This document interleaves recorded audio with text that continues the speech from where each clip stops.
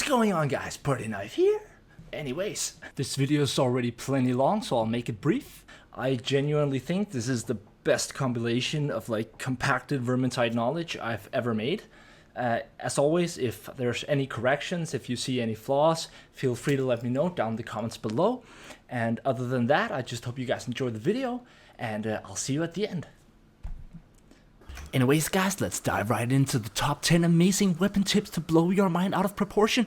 Or, just top 10 weapon tips. Numero uno. Now, assuming your equipped weapon has a special attack, you can find and change the activation key for this attack by clicking Escape, Options, Key Bindings, locate weapon special, left click, and click the button you wish to bind it to. Once you're all set up and ready to rock and roll, you should know that there are only a total of 4 different uses for the weapon special hotkey. The first 2 of which are weapon specific. The first being the billhook, which has a single target guaranteed stagger against any minion in the game other than bosses, and costs 1 stamina or half a shield every time a collision is successful, and can, on top of being great at staggering enemies, also be used for specific attack sequences and works well together with things like the Witch Hunter Captain's passive, allowing you to quickly execute enemies on critical headshots. But for more details on the billhook specifically, check out my Saltspire Melee Mechanics video. Up next, we got the Rapier, Rapier, which has a single target, no ammo consuming pistol shot,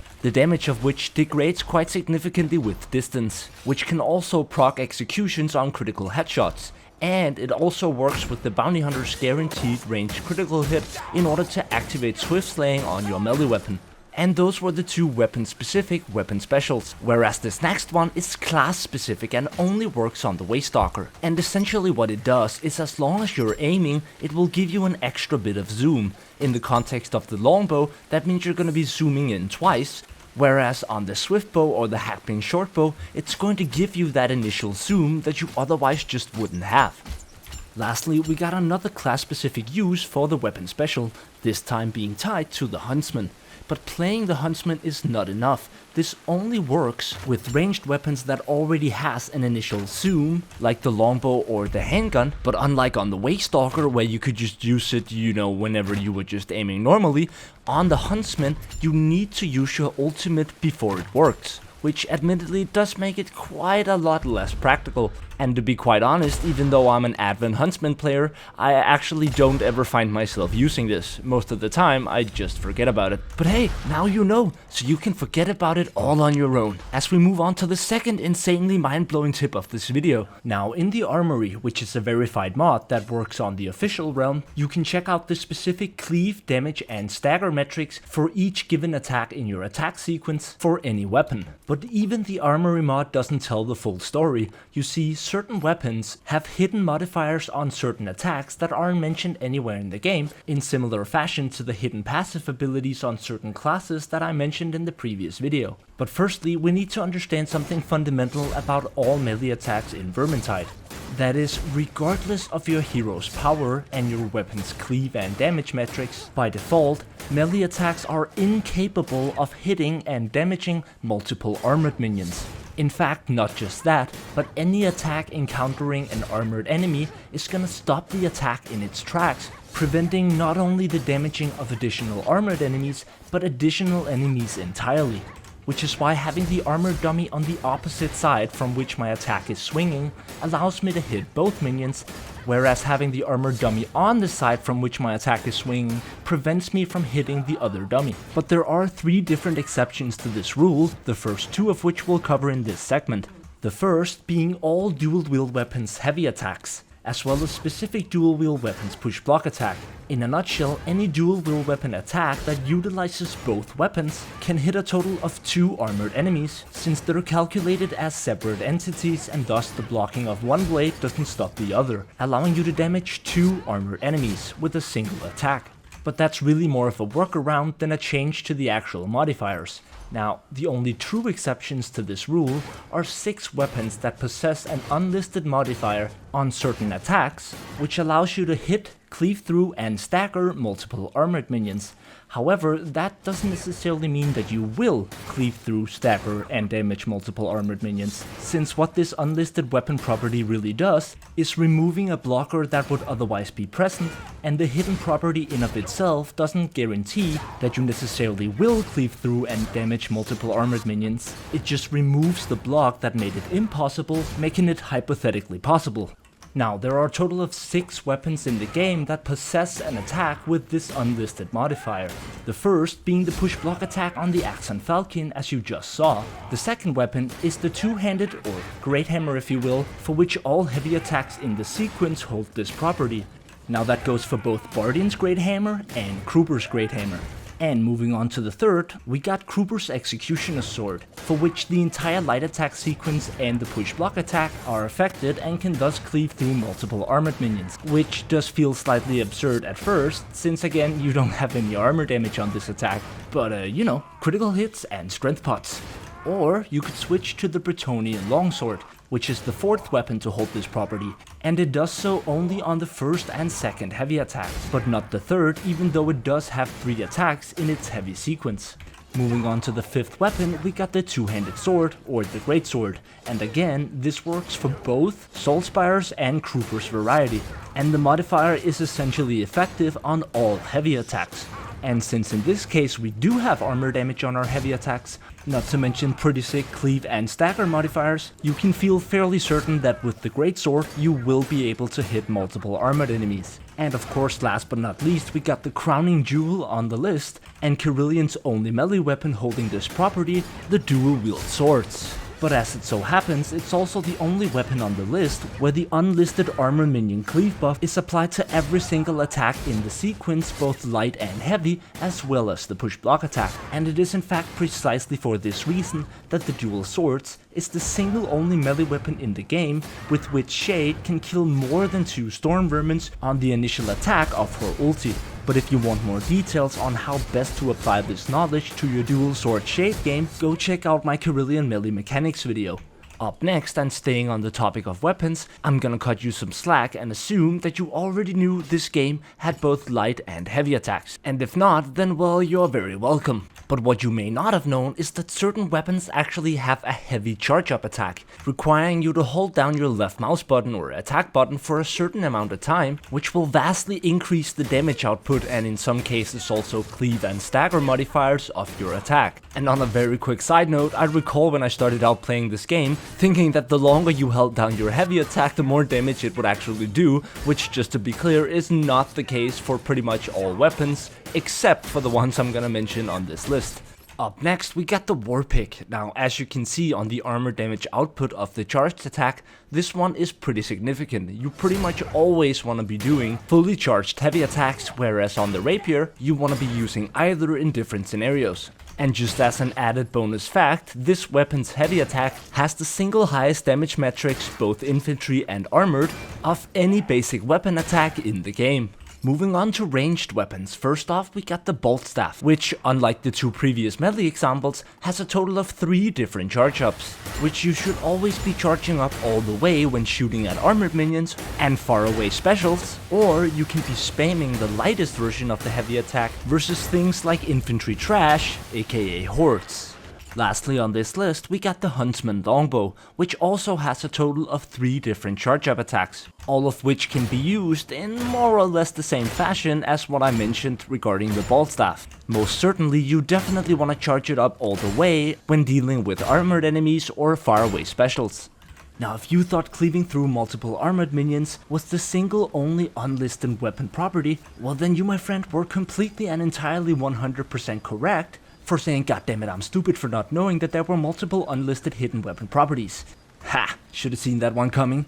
Cringe. But do you hate shields? Yeah, right? Me too. Shut up, Bardian. Don't even start with your, but I wasn't saying anything. I'm Bardian, I'm a dwarf. Anyways, where was I? Oh yeah, shields. Well, then have I got a tip for you, my friend. You see, certain weapons in the game, of which there are 6 in total, 4 melee and 2 ranged, have specific attacks in their sequence that can penetrate and damage shielded minions without first having to break their block. And initiating this list, we're gonna start off with the dual swords. Now, as for this weapon weapon specifically, it is only the push block attack that has this effect, but also happens to be the only attack you have with guaranteed armor damage.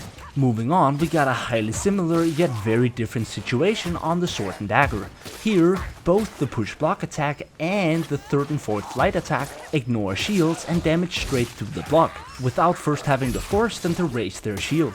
And moving on, we got some spinning for the winning. It is the Flaming Flail.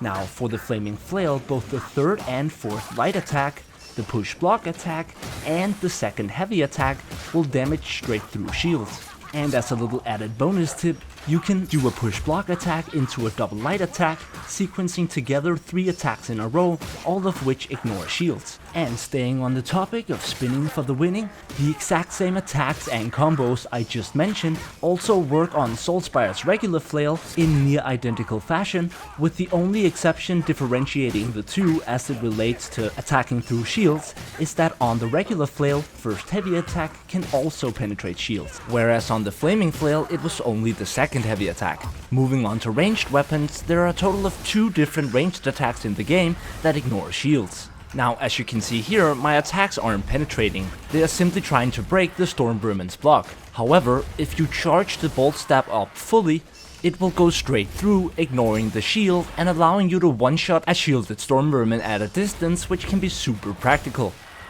Lastly on this list, we got the handgun, which just straight up doesn't care about shields regardless of whether or not you're taking aim, allowing for easy one-shots, and again this applies to both Kruper and Bardin's variety of the weapon. Up next, we got a fairly basic and albeit already listed modifier, but I thought it was worth a quick mention nonetheless, which is damage over time effects. Now, they come in 2 different varieties. The first of which is the bleed mechanic, which is active on a total of 3 different weapons. The first being the dual daggers, where every single light attack as well as the push block attack applies this effect.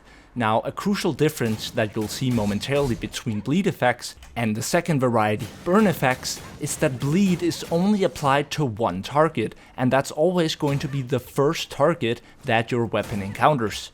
Now, the second weapon with the bleed effect is the sword and dagger, on which only the 3rd light attack in the sequence applies the effect. And lastly, we have Sienna's dagger, for which the push block attack is the only attack in the sequence which applies the bleeding effect. Staying on the topic of the dagger though and moving on to another effect, we have the burn damage over time effect, which on the dagger is applied by both the first and the second heavy attack. Now, as I mentioned, the crucial difference between the bleed effect and the burn effect is that burn effects are applied to every single target the attack encounters, and the effect can be applied from a total of 9 different weapons, 5 of which are simply all of Sienna's staffs, which we're not going to go through here, and the remaining 4 being some but not all of Sienna's melee weapons. On the flaming dagger and the flaming sword, both the first and second heavy attack applies the damage over time effect. Whereas on the Flaming Flail, only the first heavy attack applies the damage over time effect, and lastly, on the Flaming Crowbill, only the 3rd light attack in the sequence applies the damage over time effect. Moving on to another fairly well known but super important effect, we have added critical hit chance on certain attacks on certain weapons in the attack sequence. Now, we're not going to go through every single one of them because there are simply too many examples for it to be worth it, but we are going to use the dual wield swords as an example since it has the highest added critical hit chance modifier of any weapon. Now, keep in mind that it was plus 25% on the 3rd light attack and plus 50% on the 4th light attack, which as an example can be incredibly important to know if you're playing Shade, as you want to know which attack has the highest possible critical hit chance in order to utilize the execution effect from performing a critical hit on backstabs, and the exact same thing would be true for the Witch Hunter Captain and headshots, or really just for any class that's trying to proc swift slaying. Moving on to number 7, we have the final tip that I would classify as sort of basic. Now, as you can see on Kerillian's Glaive, it has a second heavy attack, and the same is true for Kerillian's Greatsword. But for whatever reason, these 2 heavy attacks are activated differently from all other heavy attack sequences. Now, as for the Glaive, you simply need to charge and release the first heavy attack, and the second heavy attack will automatically be sequenced. Moving on to a slightly similar example, we have the Greatsword. Now, all credit to my YouTube comment section for correcting me in my first melee mechanics video, which was on Carillion, where on the topic of the Greatsword, I mentioned that I simply could not find a second heavy attack, because you can actually keep doing the first heavy attack without cancelling the sequence, and the only way to activate the second heavy attack is by performing a light attack after the first heavy attack, which will then sequence as the second heavy attack, for reasons I don't know or understand. Now lastly, before we move on, I thought I'd just slip a little tip in regarding the beam staff, since I still meet people playing Legends sometimes who don't know that the beam staff has 3 different attacks. It has the beam, which you hold on left click, it has the shotgun attack, which you charge by holding your right mouse button and then left clicking, and finally it has the sniper attack, which is arguably the most important of the 3, since it's the attack you're going to be using against armored minions and specials. Now this attack is performed by first holding down the left mouse button, in other words activating the beam, and then right clicking while the beam is active. Although if you do it perfectly, you can actually perform it without ever activating the beam. Moving on, we got what I would call camera cleave. Now a quick warning to anyone who has an easy time experiencing motion sickness. Now I have briefly explained this mechanic before, and essentially what it boils down to is that some weapons can gain extra cleave in a sense by swaying the camera. Now, the reason for this is that the cleave metrics of the actual attack have nothing to do with the actual animation or the swing of the attack. And if the swing is very narrow, yet has plenty of cleave, then it's still not going to hit very many enemies. But by swaying the camera, you can sort of stretch the animation, so to speak, which is the exact thing that tracks collision detection with enemies, thus allowing you to potentially hit more enemies and maxing out the attack's cleave potential. And it is in fact possible with certain attacks that have enough cleave to hit every single minion in a 360-degree angle. Now, just to be clear, in case it wasn't already obvious, I am not suggesting that anyone walks around and try to do 360 spins in the middle of combat, cause although you're a fucking badass if you do, I only mentioned this to exaggerate and showcase what I was talking about. But you have to admit this looks fucking badass. Now moving on, we're going to talk about mass modifiers. Now, in order to understand mass modifiers, first we have to understand cleave and how it's calculated in-game. Now, on the top of the screen, I've put the formula for calculating how many enemies you're going to cleave through with any given attack, assuming they're all of the same variety. But allow me to break it down. Now, the damage cleave limit is the number you can see where my mouse is at. It is a number that varies from attack to attack and is essentially that attack's cleave modifier. But that number in the armory assumes that you have an exact power of 650, which is why you have 100%, which is 650, plus any power or cleave buffs you might have. So for the sake of argument, let's just say we have 10% power versus chaos, and no cleave modifiers, which is the case for every class except for the mercenary Kruber. We would multiply the damage cleave limit with 110% in order to add the 10% power versus chaos to our total cleave output.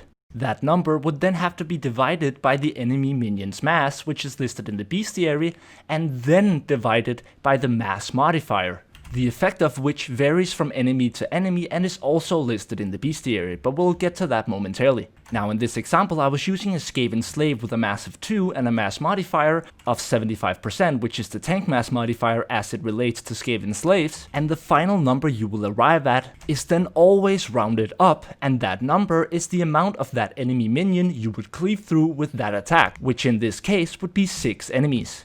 Now, for the sake of everyone's understanding, we're gonna have 2 simple examples here, where we'll compare the Flaming Flail's first light attack to the regular Flail's first light attack, because they're identical in every single way, except for the fact that the normal Flail has the tank mass modifier added on top. And for the sake of this example, I'm on the Grail Knight, so I can have 2 melee weapons, I've removed all my talents, and I have 0% power versus anything, for the sake of maximizing simplicity. And in the first example we'll showcase, we're going to be talking about Skaven slaves, which on Cataclysm difficulty has a mass of exactly 2. And as you can see in the top, on the first attack of the Flaming Flail, there is no mass modifier. So if we take our cleave damage of 7.46 divided by 2, which is the mass of a Skaven slave, and the attack has no mass modifier, we'll reach a number equal to 3.73, which is rounded up to 4, which then represents the number of enemy minions we will cleave through. Now, as we're switching weapons over to the regular flail, we now also have the tank mass modifier, which will increase the number of this calculation to 4.9, which we're gonna round up to a total of 5 enemy minions that we're gonna cleave through. And it's quite easy to see here how just 10% power would increase that number to 6. Now, in order to showcase how the same mass modifier can affect seemingly near identical enemies very differently, we got one more example.